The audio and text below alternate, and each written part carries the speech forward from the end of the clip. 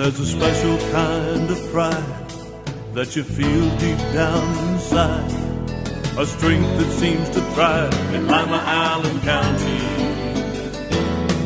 The American way of life, to get in gear and do what's right. An unbreakable forthright link called real American strength. Lima, Allen County, real American strength.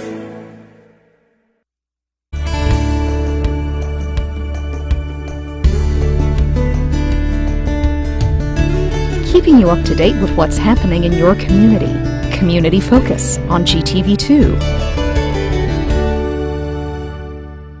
Thanks for joining us today on Community Focus. I'm Ann Decker, and Jill Ackerman is in the studio today. She is the superintendent of the Lima City Schools. Thanks for being here. Thank you for having me. As we start off 2014, we need to talk about quite a few things, including the third grade reading guarantee. Well, you know, the third grade reading guarantee is new this year, and it is a mandate for any third grader who does not pass the third grade reading Ohio Achievement Assessment. Now, we gave that for the first time in October, and for every third grader who did not pass that assessment, a written reading plan has been created for them, and then they will retake that test again in April. But what we are doing now, and we want to make sure that our parents know, we think that we've done a pretty good job of communicating it, but we have partnered for the second year in a row with Sylvan Learning Center, and we offer an after-school reading tutorial program specifically designed for those third graders. Now, Sylvan trains our teachers to do this. It's all done with an iPad, and the ratio is 3 students to every 1 teacher. It is 4 hours a week. We do it 2 nights after school, 2 hours at a time. We provide snacks for the children, and then they have some intensive reading instruction. And it's actually really interactive. So when we did it last year, the kids enjoyed it. The attendance was very good, and we made it fun. And Sylvan helps to make it fun. So we want to make sure that if there are parents out there whose children did not pass that third grade OAA in the fall, that they contact the school to make sure that their child has that opportunity for that after school. Were there many program. who didn't pass?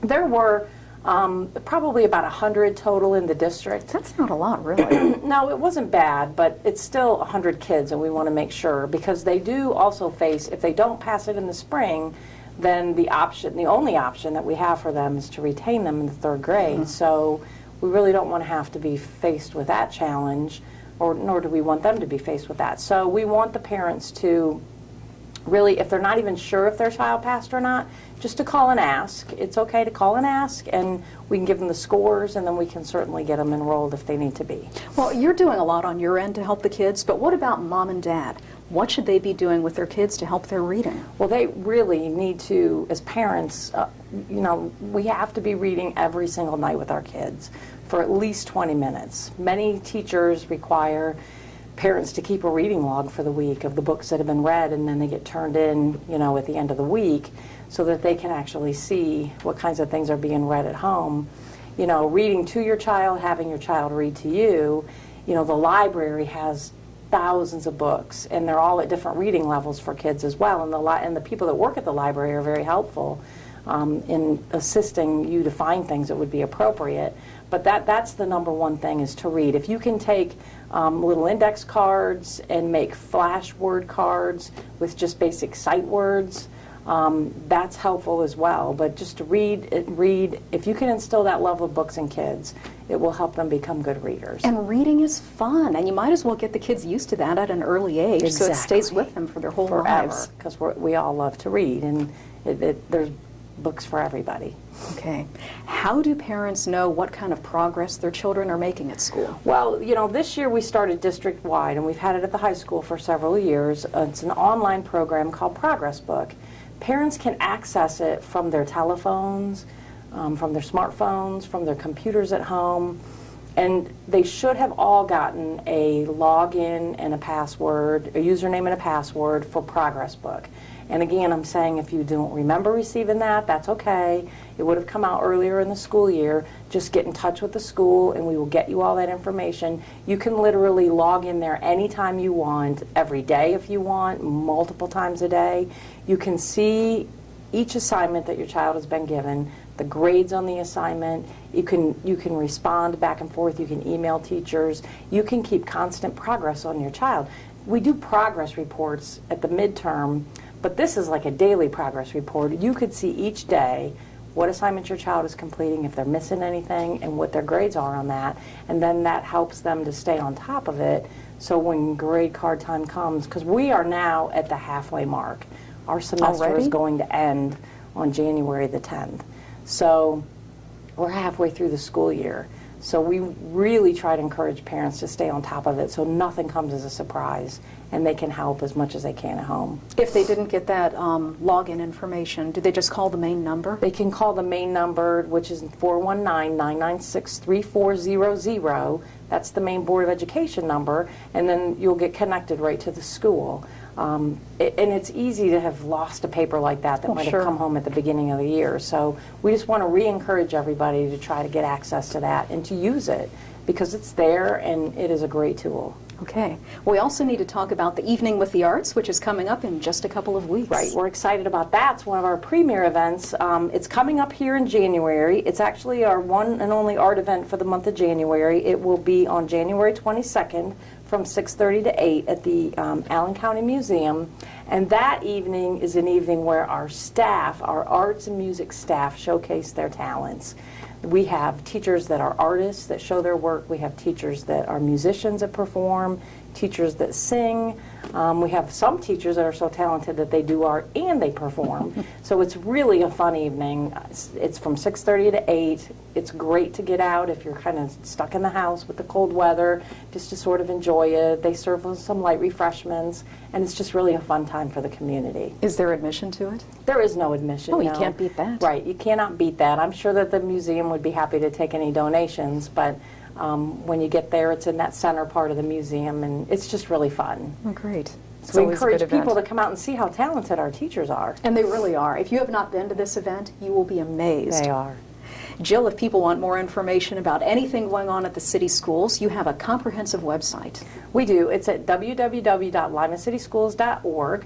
Our own internal technology staff has been sort of revamping that website too, so it's a little bit under construction. You can like us on Facebook where there's just stuff being sent out every single day. You can follow us on Twitter, or you certainly are just welcome to call us at 419-996-3400. All right. We appreciate you coming in today. Thank you for having me. You're welcome. Jill Ackerman from the Lima City Schools. We'll talk to Howard Elstro from the City of Lima right after this on GTV2. We're not doing well, Allen County. Almost 70% of our adults are overweight. And close to 40% of our children. We eat the wrong foods. We smoke too much. We don't exercise nearly enough. We can do better. We can do better. We can do better. Activate Allen County is working with schools, churches, businesses, and local government to influence policies that will help us all do better. We can do better for me. For me. For all of us. Join the effort to help Allen County do better by going to activateallencounty.com. Paid for with funding through a grant from the Centers for Disease Control and Prevention. Let's all do our part to keep the Ottawa River clean and healthy. Clean trash and debris from storm drains to keep them from being washed into the river. Your actions matter. Reduce, recycle, reuse. Allied Waste Services and the City of Lima encourage you to live green by recycling all that you can. Recycling promotes green living by reducing the amount of waste materials buried in landfills. This saves money, natural resources, and energy. Keep our environment healthy and start recycling today. Allied Waste Services is committed to a clean environment. Contact us today for your recycling needs. Visit our website, republicservicesohio.com, to learn more about recycling today. Help keep the youth of Lima safe by donating to Lima Safety City today. Hello, I'm Chuck Eichelberger from the Lima Noon Optimist Club. Safety City is a very important part of the Lima community. The Optimist Club is renovating Safety City and it needs your help. Donations can be made by going to the website limasafetycity.org. You can also send a donation to Lima Noon Optimist Club, P.O. Box 428, Lima, Ohio 45802. Help keep the youth of Lima safe by donating to Safety City today. We're back on Community Focus. I'm Ann Decker. Well, we had a tough time for the last few days with all the snow and the ice and the bitter temperatures. Howard Elstro is here today. He is Lima's Public Works Director, and the street department falls under you, which is the guys with the snowplows and the salt. It does. You know, Public Works Department has a wide array of responsibilities. We have a building department. We inspect commercial buildings, residential buildings. We issue licenses. We have our recreation department where we have all kinds of recreation opportunities, league play for children. We have our engineering division where we plan and look after the city's infrastructure, streets, bridges, reconstruction projects. And then we have our street division that takes care of all the street maintenance, including snow control. And you know, as we're coming off of, well, actually we're in the midst of the winter season, the public's probably a little bit interested in knowing how we go about this. And I got to say, you know, the planning that goes into snow control isn't just the day of. What precedes is a lot of planning months in advance. For us to be effective, and I think we are effective in the city with clearing streets and making sure that people can travel the city roadways, a lot of planning goes into what is your equipment that you have to use, and that's years in the making of trying to make sure we have the funds and the equipment, the large trucks, the V-boxes that spread salt, the large plows, all the spare parts that you need when you get into one of these storm events, because you know, for the city of Lima, it's not unusual for us to have 8 or 10 trucks on the streets at any given time. And when you're battling harsh conditions of ice and running those trucks over 160 lane miles during an event, there's lots of breakdowns, either for the equipment, the truck, the chassis, the body parts on the truck, or the plow or the salt spreader.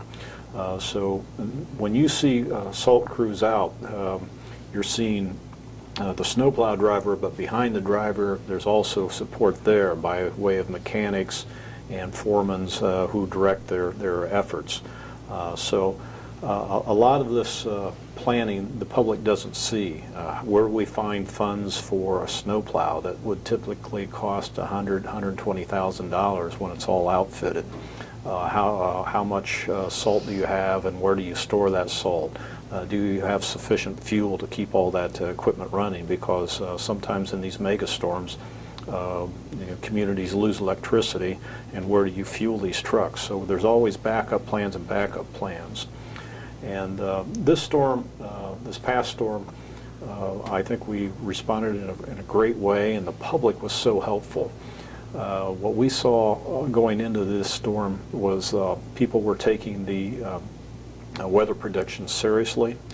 They were stocking up on foods. They wouldn't have to go out in the storm. And they also got their cars off the street as much as they could, and those who had to leave them on the streets, I noticed a lot of neighborhoods, cars were lining up on one side of the street because they anticipate that our snowplow drivers will come down, try to clear edge to edge, and then that's an opportunity for them to flip their cars to the other side, and then our crews will come back and clean the other side of the street. That's so great. Cooperation with the public is important. Cooperation intergovernmentally is also important. The EMA director here, Russ Decker, had put out many advisories to us local jurisdictions anticipating storm conditions. We were all prepared for something much more worse than what we actually got. And had the storm developed into one of these mega storms of historic calibers, then the local subdivisions would have come together and had a countywide emergency response. That wasn't really necessary to that degree like it was in 2005, but again, there's a lot more behind the scenes than what the public typically sees, and it all goes to good planning, and it goes to grateful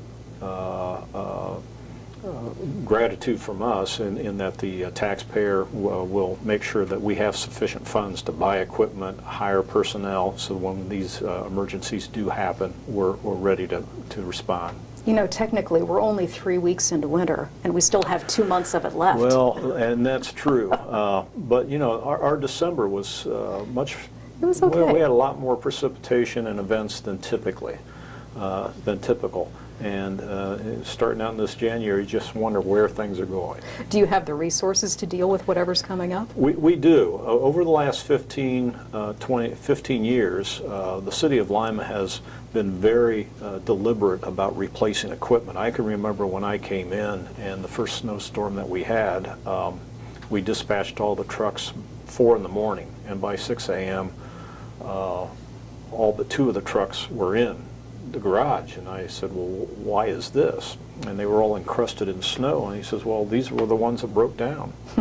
The city just was not keeping up with its rolling stock in a replacement effort.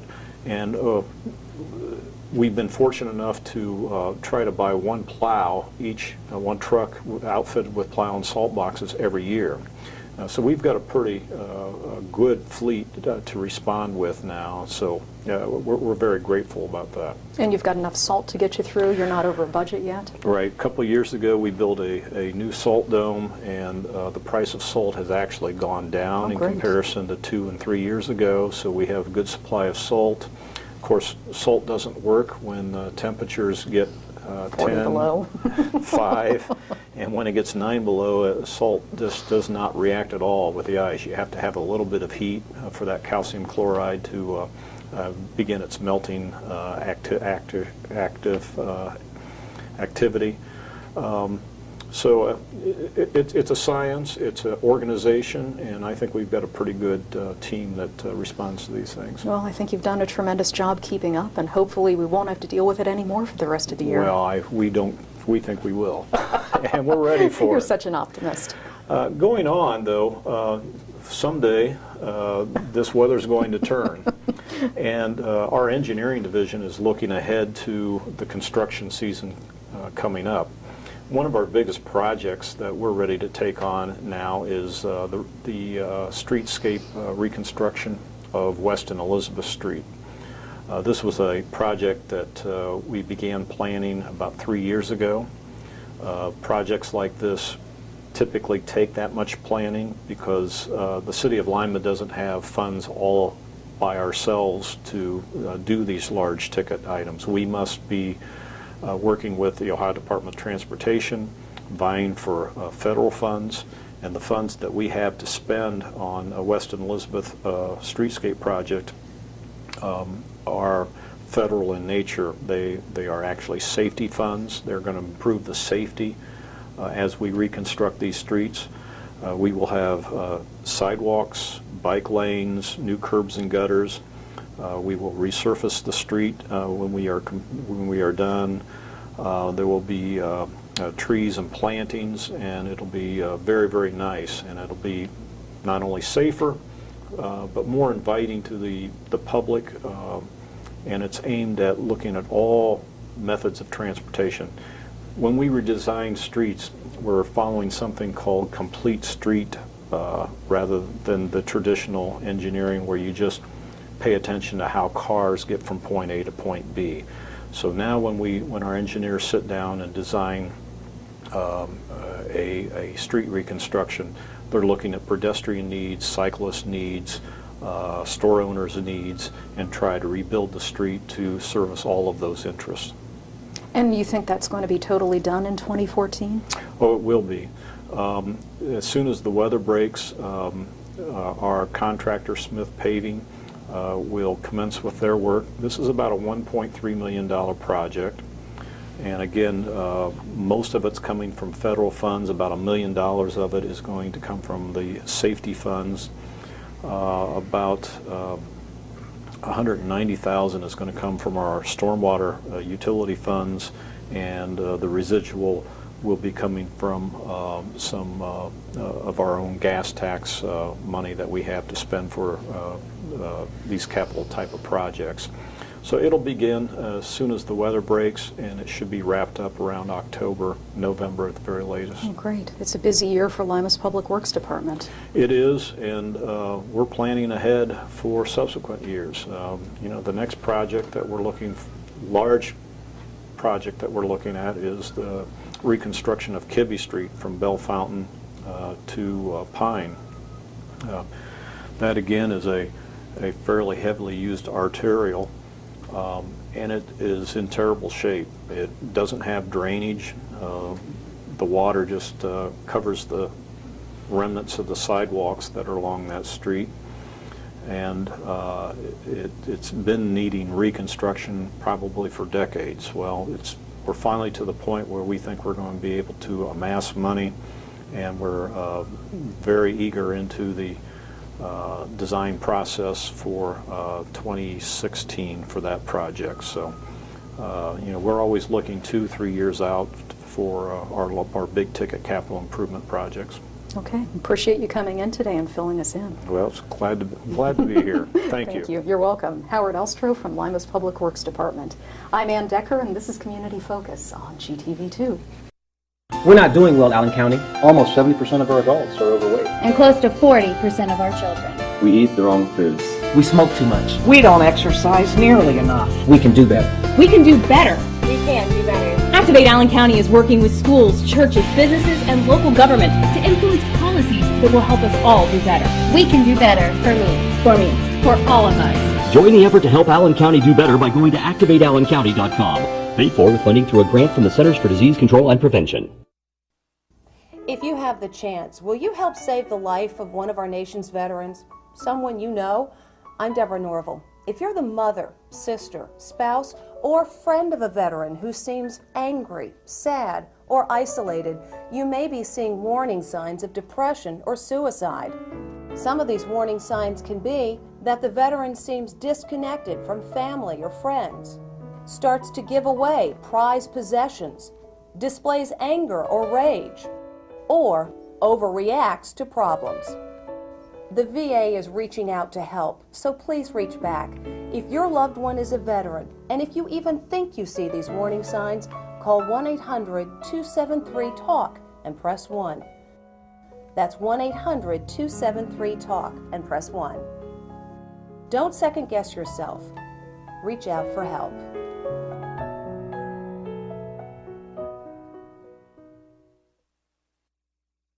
Welcome to the City of Lima Department of Community Development. I'm Amy Odom, Director of Community Development. Within this department, 6 different programs operate to improve community and economic quality of life for all Lima citizens. Housing programs provide first-time homeowner training and down payment assistance and offers low-interest loans and emergency repair grants for qualified homeowners. Planning Services accepts requests for lot splits, alley vacations, rezoning, and zoning variances. Planning also coordinates strategic land use efforts for business and neighborhood development. Acquisition and resale of tax delinquent properties for commercial and residential use are coordinated through the Lima Land Bank program. Economic development activities also include oversight of state and federal grants, administration of tax abatement programs, and a variety of business retention and attraction efforts. Neighborhood support offers capacity building training and organizational resources to the 13 existing neighborhood associations within Lima and encourages the development of neighborhood partnerships between the city, citizens, businesses, and other service providers. Property Maintenance Code Enforcement enforces city ordinances on the maintenance of existing structures by inspection and citation for violations. Dealing with weeds, trash, and structural issues, over 4,000 inspections are made each year by city inspectors.